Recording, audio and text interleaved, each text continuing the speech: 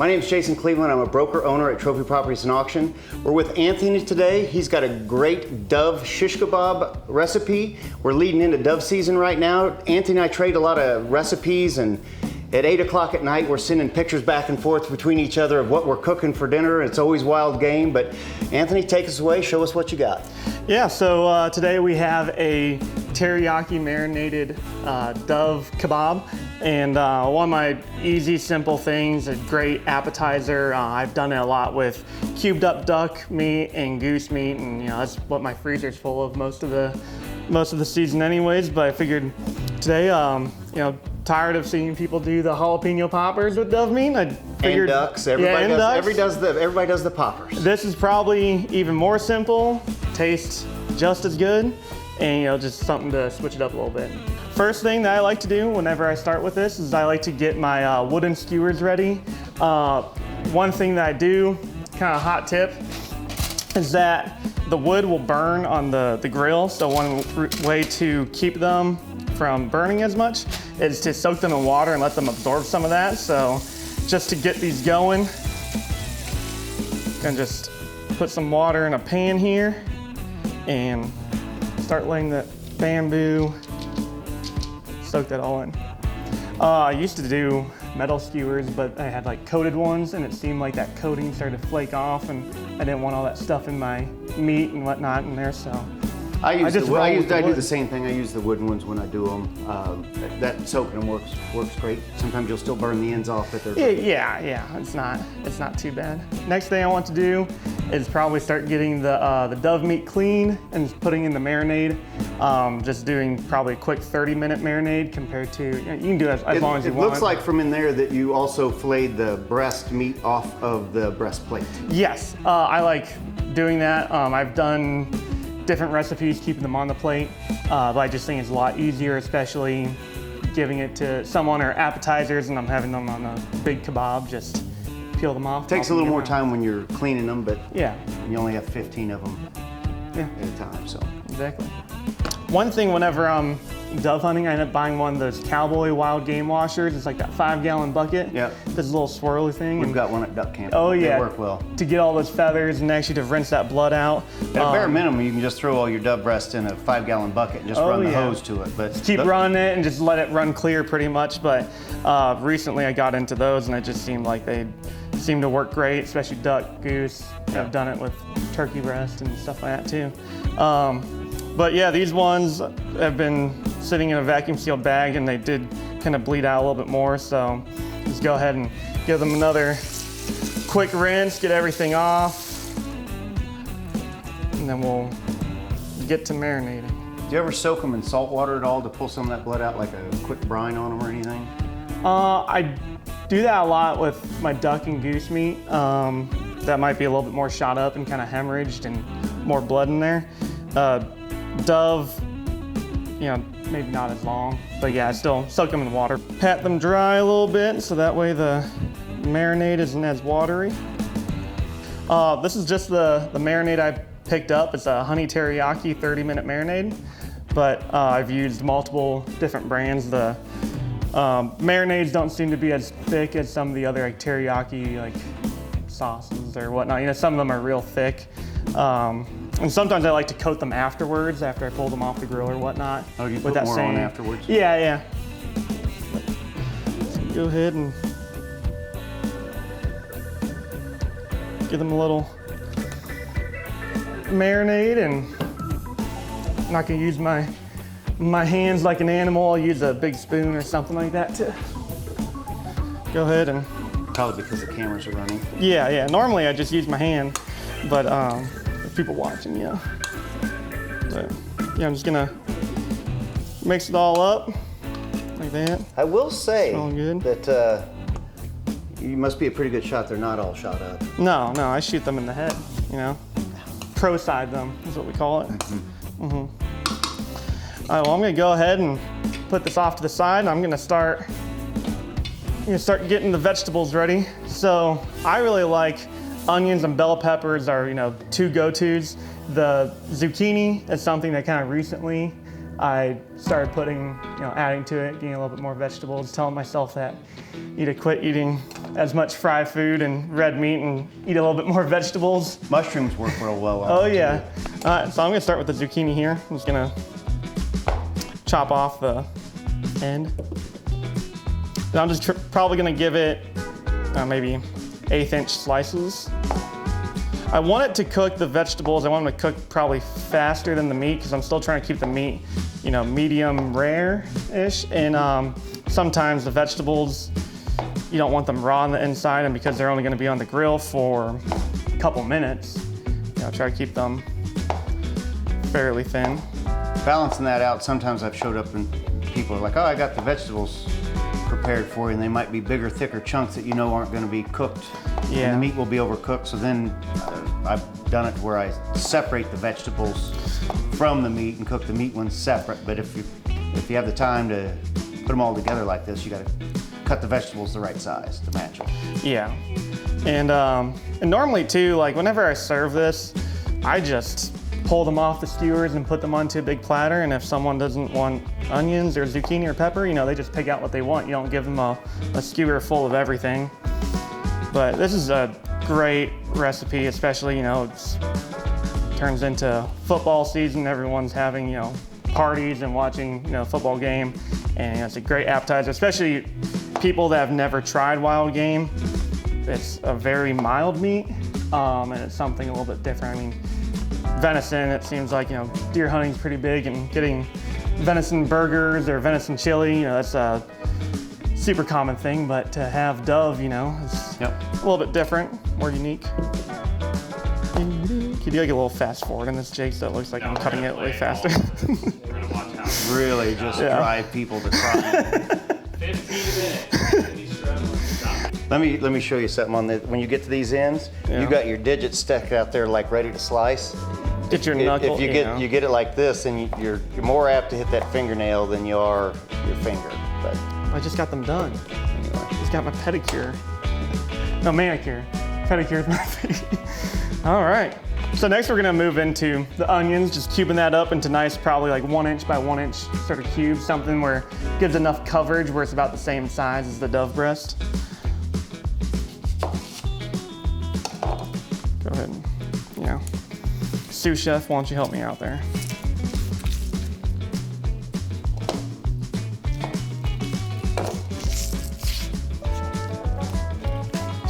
Taking half that onion with you. He'll be all right. I like cooked onions. I don't like raw onions at all. No. I decided to go with a yellow onion too. Actually a little bit stronger. You starting to cry? Yeah, I am starting to cry. I had a Supposedly, if you leave the water running, it doesn't do it as bad, but I can't prove or disprove that.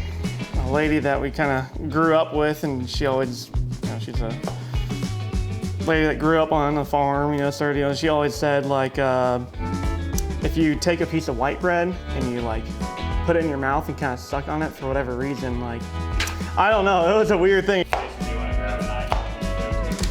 Please. There's a lot of chopping here. How about this? Now they're all done in one fell swoop. Yeah, but, all right. Next up, we got some bell peppers, yep. Heartburn City. Oh, yeah. You want to chop one, Jason? Why don't you get after it? I can cut a pepper. They give me heartburn. So you're not gonna eat it? So I probably won't eat it, but there you go. I like to, yeah, stagger them so it goes like, you know, Dove, bell pepper, onion, zucchini, and just kind of my OCD.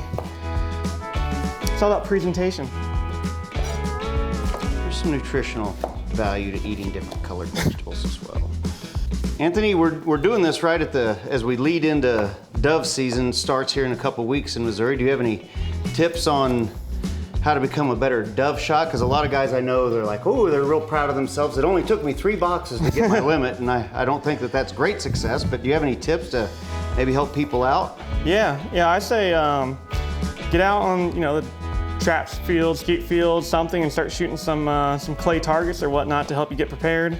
Also, you know, like I like to shoot all throughout the year, but I used to, you know, compete. I know me and you shoot all the time together, so we're kind of always ready for dove season. But Always itching for another charity shoot. Exactly. In the field, you know, one thing I definitely noticed is doves don't really care that you're sitting out in the middle of the field until you start moving. So, I mean, I know a lot of people that they see one coming in, they start freaking out, just like a duck too, you know, they see the movement before they see anything else. And so as soon as you start moving, that's whenever they're gonna start flaring off. So just kind of holding still and waiting for them to come in, I think it's definitely I've noticed if you see them coming in, you move slow, that start of that slow, and then because doves are also not a straight trajectory like a clay bird is, but Yeah. if you move slow and then they start shucking and jiving, then you can turn and get on them. But moving slow is along that same lines gives you the ability to get a head start on them before they finish and close that last distance. Yeah, and definitely too. I like, you know, I'll start moving in slow and get the gun up and have it even on my shoulder for a second or two and just wait until they make that last second, like whenever they start to flare, just let them close that distance, get within 10 to 15 yards. And don't shoot them at 40 if they're going to be coming to 20. Exactly.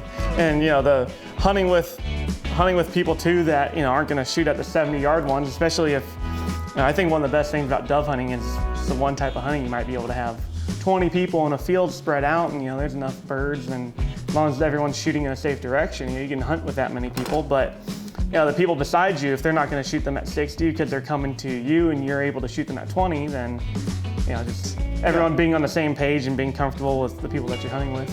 Yep. Now we're going to build them? Yes. Now we're going to build them. This is the messy part. Yep. Got to get your hands dirty. All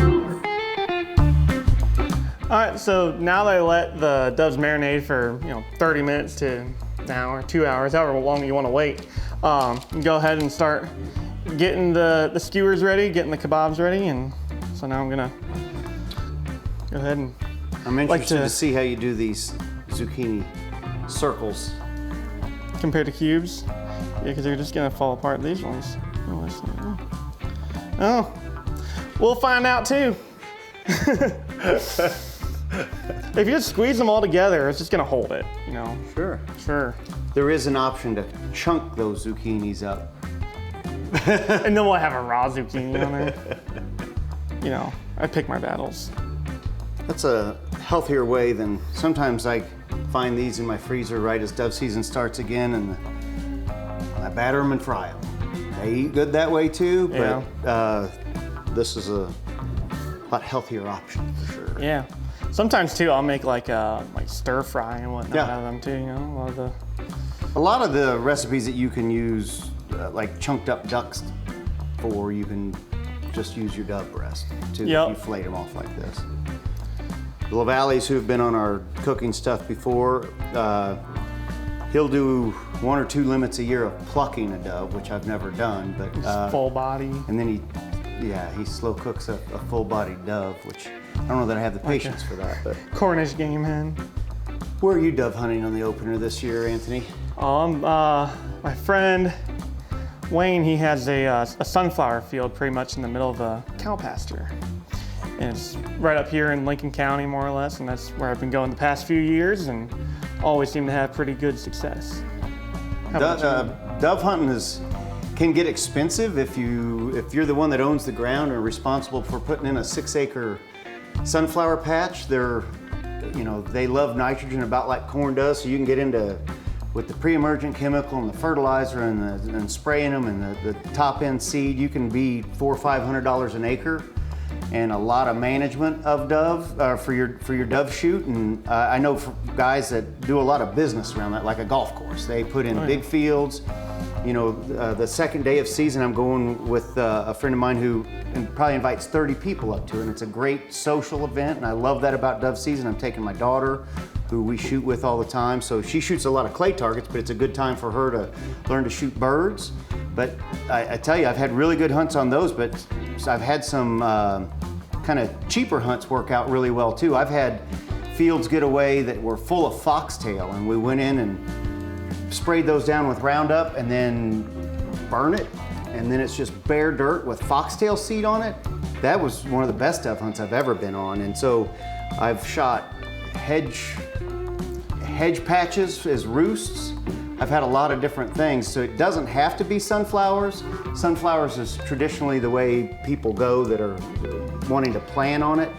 I've done wheat where I plant a wheat field, and then if the turkeys and all the other birds don't eat it before season, you can just burn that wheat field that's kind of been ready since July, but just burn that a couple weeks before season, and then it's bare dirt with wheat seed on it as well.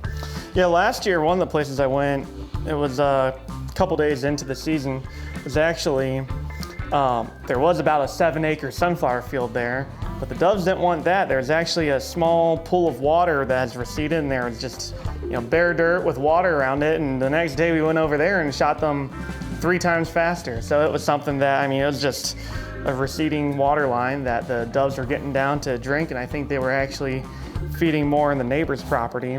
Doves have really good eyes, and they're only this tall, so Yeah. they do like that. This year with the drought, we've been in a drought for a while, so I think some of those water sources might be good, because ponds and lakes, the water's receding. There might be some bare dirt around there that doves are watering in. If you might be a mile away from somebody's really cool dove field, and you might be killing all their doves on a water hole. Yeah, and I have a small piece of property that I'm able to do some food plots and whatnot in, and we've tried 2 years in a row to try to put sunflowers in, and they said they love nitrogen, and if the pH and whatnot is not just right, those sunflowers have a hard time, especially trying to keep the Deer love weeds them out too. of it. That's Oh, yeah. The deer I sprayed a field one time and watched them. They were just starting to get a head on them. And I looked at them, said they need to be sprayed. I called the co-op, they came out and sprayed them. I went back to see if the spray did any good 5 days later, and there wasn't one head left in this 5-acre field. The deer came in and ate every single one of them. Yep. So you gotta watch, there's a lot of times guys will hot wire them. Yeah, I know people like down south I hear around Texas, like millet is pretty, millet and I've grown millet here, so way cheaper milo way too. to do it. Yeah, and just Getting milo to finish in time is the tricky part. Yeah.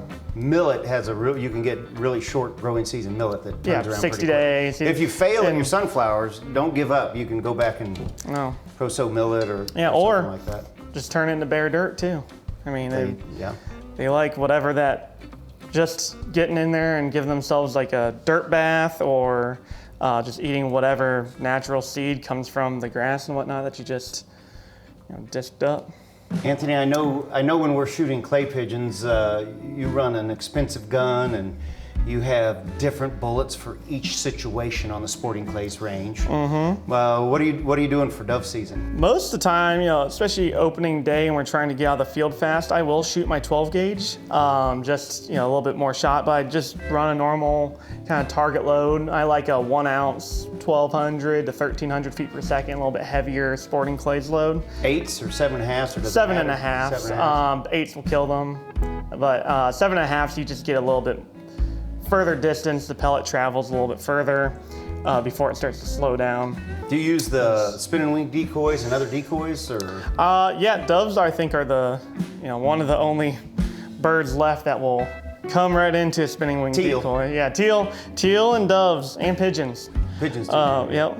No, I don't do. I hunt with some people that they might have like a little fake power pole or a telephone line or something like that hung up across their sunflower field, and I've seen them kind of lower it down to clip some dove decoys onto it, like little plastic, cheap ones, to make it look like the doves are sitting on the line. And I'll tell you what, that actually works pretty good.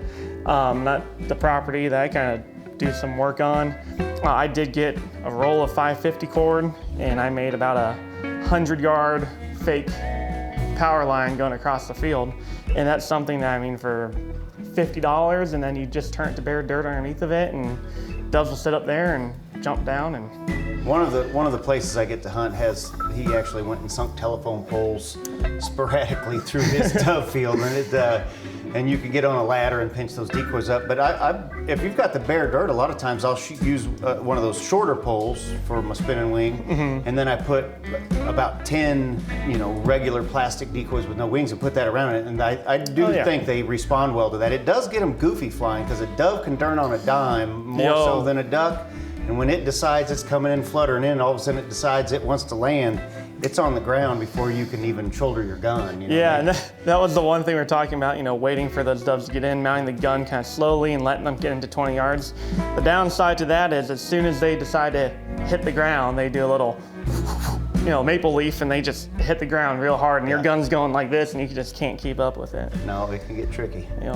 I know your dog is still in training. Are you going to get your dog out of prison camp to come dove hunting with you? Or? Yeah. I'm, last year, he hunted a little bit in duck season or whatnot. That was his first season. He was still really young, but this season I'm real excited to kind of get him out. And, doves can be a little bit hard for a dog because there's not a whole lot of scent compared to a duck or a goose. And they're not walking around. They're just falling in brush sometimes this high. Yeah. And so sometimes it's kind of hard for them to, see it on the ground and smell it, and especially when it's like really hot outside. But always make sure to bring an extra, few bottles of water or whatnot and have a bowl for your dog, because sometimes it can be 95 degrees opening day of dove season. I don't know if they still make it, but I have something that was called very cutely called a muzzle loader.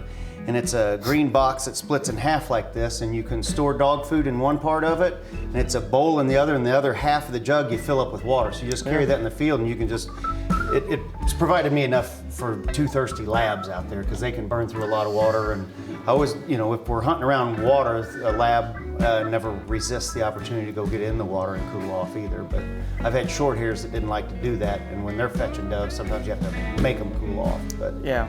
I've learned over the years that I have a place that I get kind of unlimited access to duck hunt in the South Zone, and I'm very thankful for that. They're very good friends of mine. I've hunted there for 30 years. But having a good dog sometimes will open up the opportunities in the North Zone, the Middle Zone, to go other places, because if you have a very well-trained dog, you get the opportunity to hunt some other places. And this is going to be your first year with him, and he's winning some titles now and everything else. Do you see yourself getting the opportunity to hunt some new places because of it?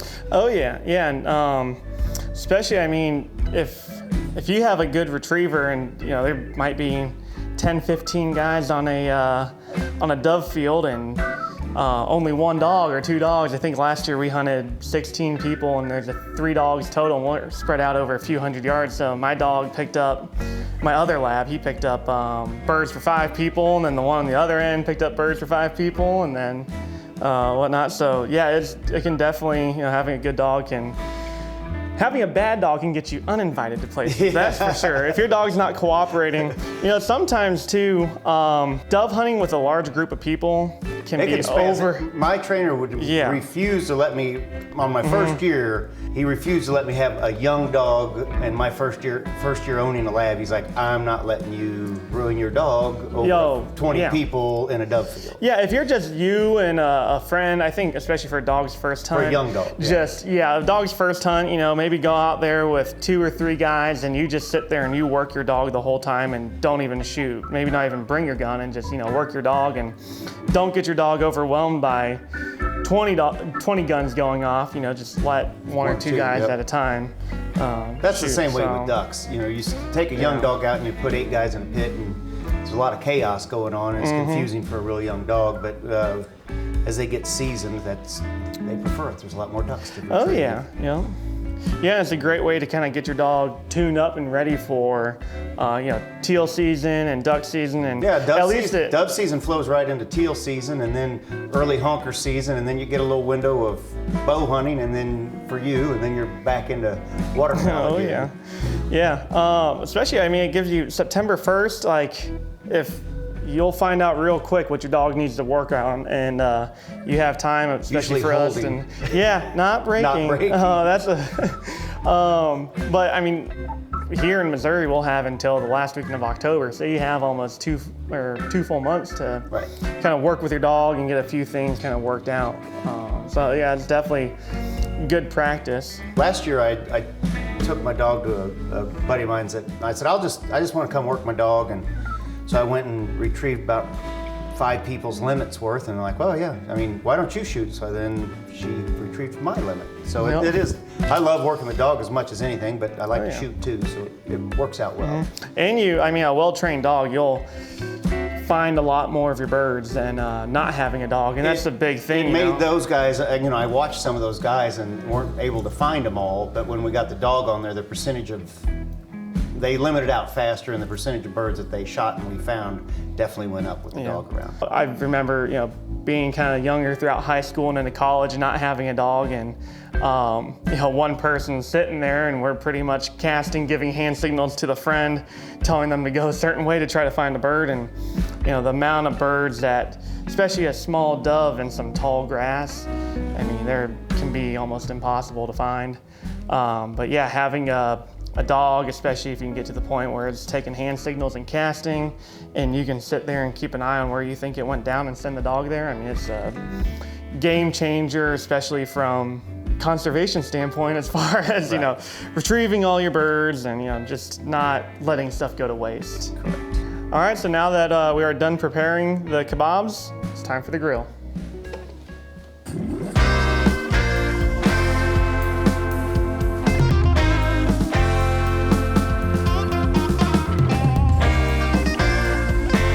See how hot we got her.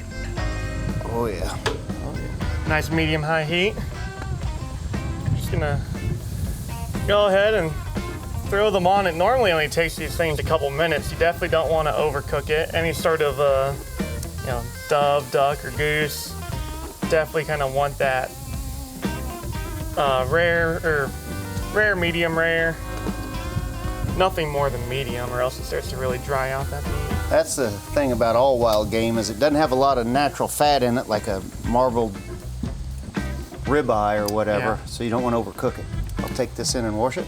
All right.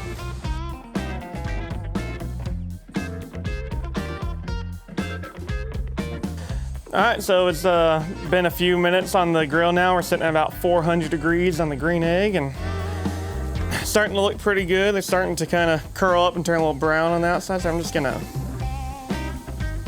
give them a little flip, even though they probably don't exactly need it. They're not gonna stay for too long on this side. Oh yeah, those ones. So actually, I end up using my Traeger. It's super convenient, but you know, there's something about either a gas grill or charcoal that you can really, you know, get a good crust on it. So I mean, pellet grills are super popular, but I just try to crank those up as high as they can, get that great, nice and hot, so that Some pellet grills will get hotter. Yeah. I've got a Rectech, they're small Rectech. You put it on riot mode and it'll get 600-700 degrees. But I've got a Traeger right there, and I do not like to sear or cook like this on it. I'll slow cook on it, but if I need it hotter than 400 degrees, this is a lot better option. Yeah. All right. So I think these are probably just about good. Go ahead and get them pulled off here.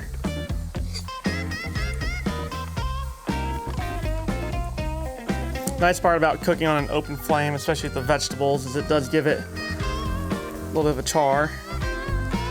Is that hot in there? Yeah, lose my knuckle, you know, all the hair in my knuckles.